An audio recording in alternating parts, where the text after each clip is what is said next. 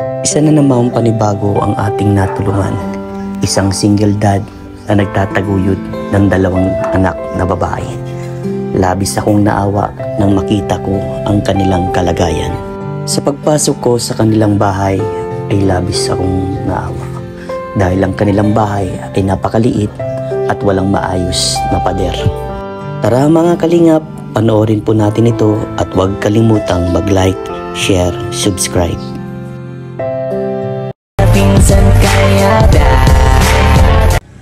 Ayan mga kalingap, isang magandang hapon po sa inyong lahat. So ayan, mag-aalas 5 na ng hapon pero andito pa rin po tayo. Tuloy pa rin po ang pagtulong sa mga taong nangangailangan. At ngayon mga kalingap, mayroon po sa ating inilapit na need din po ng tulong. So ito po, nabalitaan ko, iniwan ng asawa at may 2 anak. So napakabata pa daw ng anak. So lalaki po siya ng mga kalingap, single dad. At yan, alamin po natin ang kwento ng kanilang buhay. At kung bago pa lang po kayo sa aking YouTube channel, ako po si Vincent Calyada. Paki-like and share po nitong video ito para mapalawak pa po natin ang pagtulong po sa mga taong nangangailangan. At huwag niyo pong kalimutan na pindutin ang notification bell para lagi po kayong updated po sa mga bago kong uploads. So tara mga kalingap, puntahan na po natin sila at alamin po natin ang kwento ng kanyang buhay. Tara po. So yan mga kalingap. Dito ang ito po ay nilapit lang sa atin ng ating TUN kapitan po dito sa Barangay Gabon. So yan, ito yung kanilang bahay. So yan, hello po, magandang hapon. Hello po. Magandang hapon din po. Hello po. Tay, hello po, magandang hapon. Magandang hapon din po. Mga anak ni tatay, hello po. Ay, ito panganay ito tay. Panganay po. Tay, pwede magpasok pa ako? Sige po, pasok po. Wala po tayo upuan. May liit po kayong space. Okay lang po. Grabe tayong kalagayan nyo dito. Grabe mga kalingap. Saan nga po dito tatay naluto? Dito po. Dito. Ayan tay, magandang hapon po.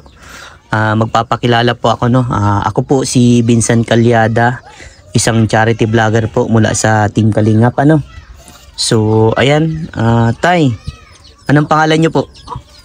Antonio Idoria po. Tatay Antonio. Ikaw Bibi, anong pangalan mo? Princess Antonio Idoria po. Princess. Oh, ikaw anong pangalan mo Bi? Cheryl Ann Idoria po. Ano na? Cheryl Ann Idoria po. Cheryl. Cheryl Princess.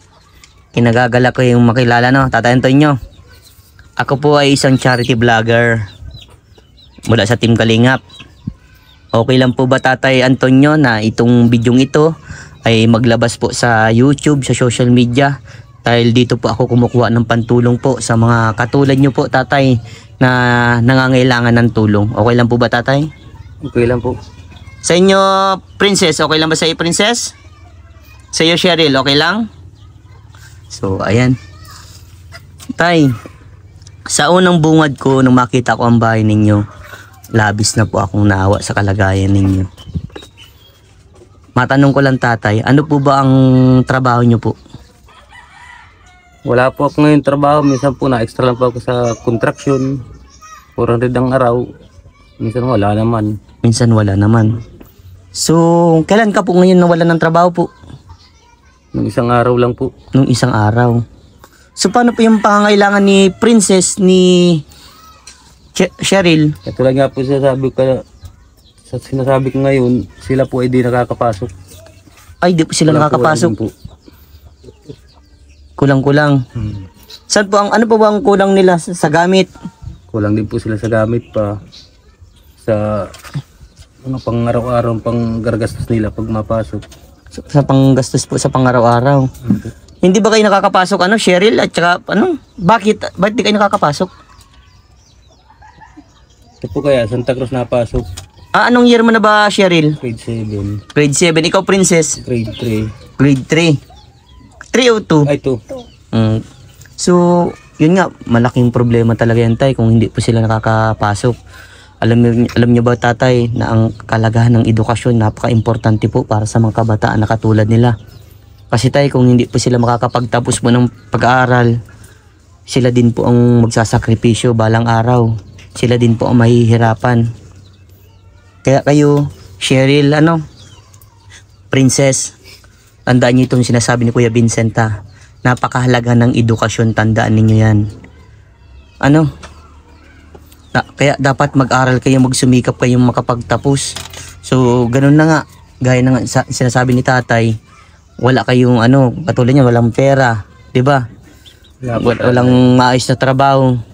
Yung pang-provide ng pangangailangan ng mga anak nyo, hindi mo maibigay, tatay. Hindi ko maibigay. Tay, matanong ko lang, ikaw po ba ay nakapagtapos ng pag-aaral po? Hindi. Hindi ka po nakapagtapos. Anong grade mo lang po natapos? Grade 6 lang. Grade 6 lang. So, ayun tay. Kaya po pala ako dito napapunta din po na nilapit po kayo sa akin.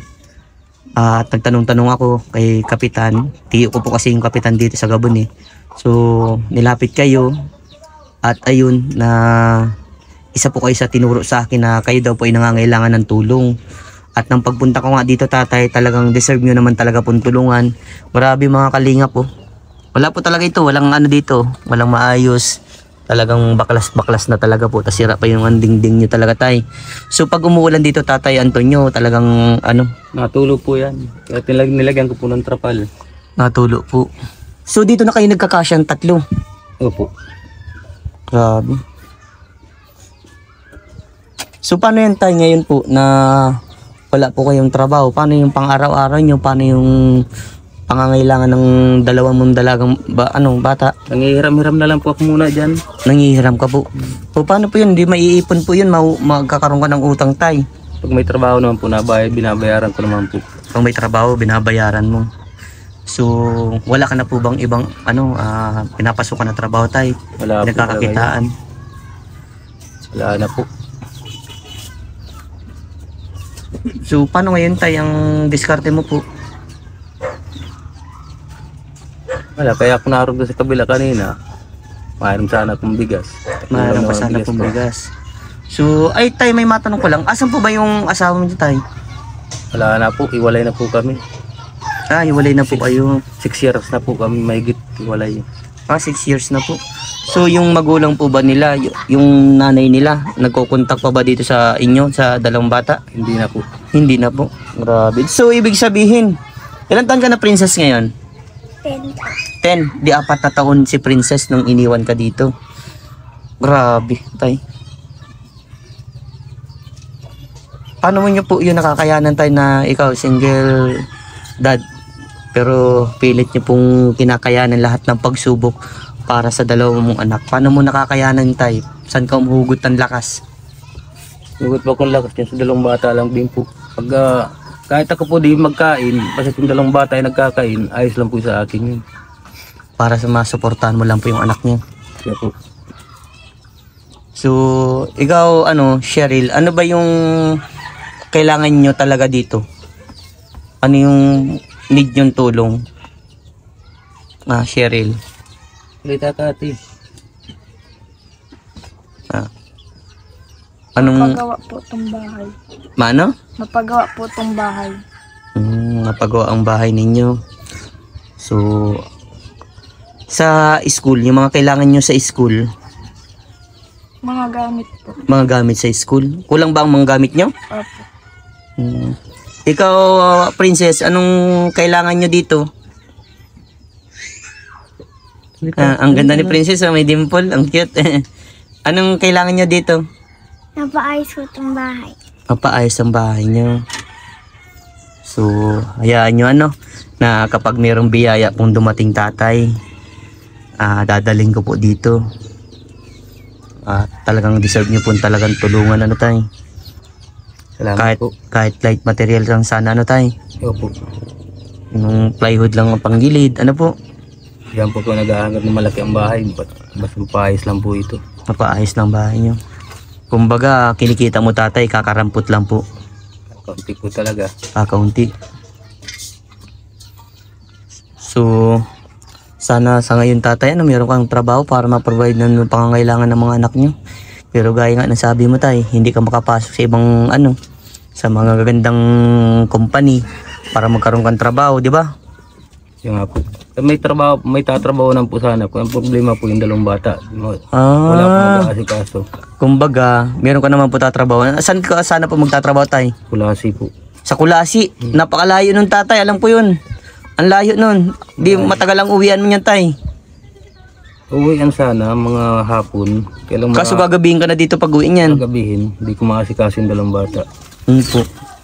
So, yun ang pinoproblema mo. Magkakaroon ka naman sana ng trabaho. Kaso, paano ang anak mo ng dalawa? Siya po. Mahirap talaga, tay. Kapag walang asawa na, tay. Mahirap po talaga. So, ayan, paano mo, tay, paano mo napoprovide minsan yung pangangailangan po nila? Minsan nagala na lang pong nyugan. Nagala ka ng nyugan. Yun, yung mga ibang Yun nga. pinagkakakitaan po. Siya po. Hanap-hanap ng mga nyug-nyug dyan. Magkano man po ang kinikita niya, tay? Sa nakukuha mong pera dun, Tamang panggastos lang po sa bahay. panggastos lang sa bahay niyo po. So, matanong ko lang po, sino po dito naglalaban ng mga gamit? Si Cheryl na. Ikaw na, Vivinala ba? Ay, grabe. Nakakatuwa naman. Tama yan, tulungan mo si Papa mo. Kasi, syempre, kung pagod na si Papa nyo, hindi na magagawa yan, hindi na maasikaso, di ba? So, ikaw tayo, may tanong po ako sa iyo. Ano po ba ang tanging kailangan niyo po? Wala naman po siguro kung masasabi. Mga kahilingan ko. Yun lang pong bahay talaga inaano ko. Yan lang po talaga para safety po. Mga gamit ng bahay. Kasi syempre tayo, magdadalaga ang anak nyo.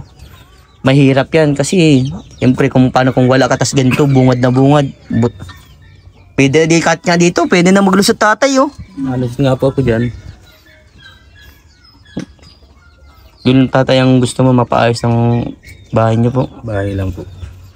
Paano nyo po napapaliwanag sa mga anak nyo tatay yung ganitong kalagayan nyo po? Paano nyo po sa kanila pinapaintindi?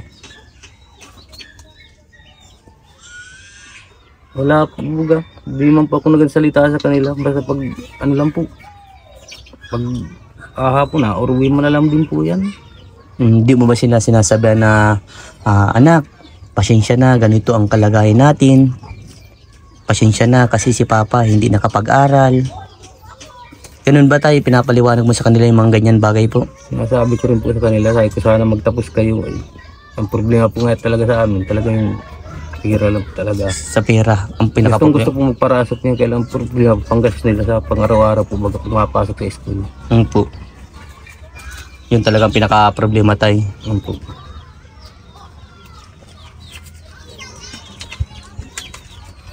Kahit siguro bag, wala kayong bag, be? Meron po, kailang Ito po. luma na rin. Luma na din Yan. po. So, ang pinakakailangan nila tatay sa gamit sa school. Anong grade mo na nga, baby princess? Ito po. Grade 2, ikaw Cheryl? 7 po. Grade 7. So, hayaan nyo kapag merong biyaya na dumating dadaling ko dito, pambili nyo ng ng gamit sa school para makapasok kayo. So, ito lang tayo ang advice ko sa iyo, tay. Bilang ikaw po, isang tatay, gawin po natin yung mga bagay para sa anak po natin, katulad po na magporsige po tayo makahanap ng trabaho para sa kanila. 'Di ba, tay? Wag po natin iparanas sa kanila yung sobrang hirap ng buhay. 'Di ba, tay? Siyempre, 'di ba, pag magulang po ayaw nilang iparanas ang kahirapan. Kasi ang magulang gumagawa ng paraan para sa kanilang anak, 'di ba po? Kahit pagod na ang magulang pero ginagawa pa rin. Tay, ang gawin niyo po, tay, maghanap po kayo ng mapagkakakitaan o trabaho na pwedeng pangmatagalan para ma-provide nyo po yung pangangailangan po ng anak nyo, At yun nga, tay, pero alam nyo, tay, believe ako sa iyo. Dahil ginagawa mo po lahat para sa dalawa mong anak. Mahirap yan, tay, na maging nanay at tatay sa dalawang anak, di ba? Mahirap po talaga. Bakit parang ka, tay, na luluha ka? Sa bigat po, tatay, ng problema? Bigat. Grabe po ba talaga, tatay, ang bigat ng problema niyo po? Tay? Grabe po. paano mo po nakakayanan, tay? Yung bigat ng problema mo, ano yung ginagawa mo para malampasan mo yan, tay? Dinadaan ko na lang po bagang makita na yung dalawang bata. Di naman ako nag-iisip ng problema. Nakakita ko lang po ang dalawang bata. Wala na. Nawawala naman ako. Okay po yan, tay. Pero isa tayo sa pinakamaganda nyo pong gawin, Cheryl, Princess, Tatay Antonio, pinaka-the best yung gawin. Magdasal kayo, tatay, always kayo magdasal sa ating Panginoon, tay, na sana maging okay ang lahat, diba, Princess? Hayaan nyo po, tatay, mabait naman po si Lord. Dasal lang po ng dasal, tay? Opo. Lagi magpapasalamat sa mga bagay na natatanggap, tay, sa buhay na binigay, tay? Always po tayo magpapasalamat. So ayan, tay, meron pa akong ibibigay po sa inyo, ito po, pagpasyensyahan nyo na. Ito po ay mula po sa aking YouTube channel, tay, para makatulong man po sa inyo ang bilibili nyo dito, tay. Tay, ito po, tanggapin nyo po. Ikaw na, tay. Yan, tanggapin nyo po yan. Yan, tay, pambili nyo po ng pangangailangan nyo dito, tay. Pasensya na, yan lang muna po ang kaya kong maibigay, tay. Pero hayaan mo, tay, kapag nagkaroon ng malaking biyaya, bakit hindi, tay? So, Salamat pong marami. opo, Katulong po, talagang tulong po ito. opo. Kasi, di ba sabi mo, tay, 400 lang kinikita mo. Siguro, tay, ka lang, ng labor ka lang, hindi yung mason, tinatawag ganun. Dalawa po pinapasukan ko. 1,000. Pag wala pong libur na masun, pag pag wala pong masun na libur, balik. Pag walang mason, ikaw na lang na mason. Na po. Pag may masun po, na libur po. Okay. So, ayan, tay. Basta, tay, gaya na sabi ko sa iyo, magsumikap po tayo para sa dalawang anak, tay. Opo. At gawin po natin yung best para sa dalawang mong anak, tay. Kasi, tay, kaya po sinasabi yun sa inyo, tay. Di ba ikaw, tay, naranasan mo na, tay, na hindi nakapagtapos ng pag-aaral. Paano pa kaya sila kung hindi sila makapag-aral, tay? Di halos ganun din ang magiging buhay nila, di ba po? Kaya, tiyaga lang, tay. Taga-tagaan ko po. Opo, yan, tama yan. Yan ang gusto ko, tay. Yan ang pinaka-ano ko, na gagawin mo lahat para sa dalawang anak, Okay ba yun, tay? Gusto kong marinig yun, tay, yung kakayanin ko para sa anak ko. Kakayanin ko po para sa dalawang anak ko. Yan! Ito, tay, yung advice ko po, minomotivate ko po kayo na para mas lalong lumakas pa ang loob nyo, na hindi ka po paghinaan, na kahit solo ka lang po na magtagawid sa dalawang mong anak, gagawin nyo po yung best nyo para sa dalawang anak, tay? Okay. Isang upper, tay, para hindi ka na po malungkot dyan, tay? Gawin lang po natin yung makakain natin para sa anak natin, tay? Opo, salamat pong marami.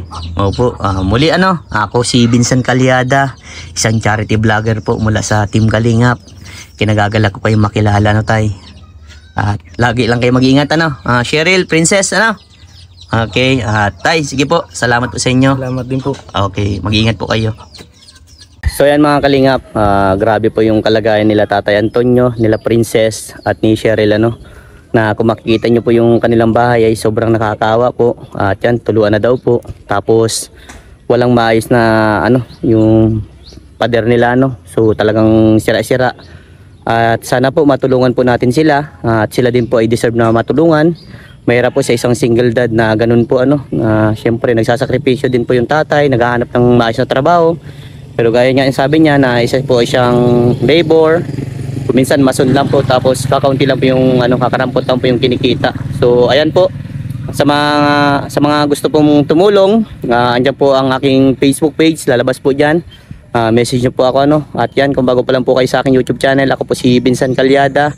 Paki-like and share po nitong video ito para mapalawak pa po natin ang pagtulong sa mga taong nangangailangan.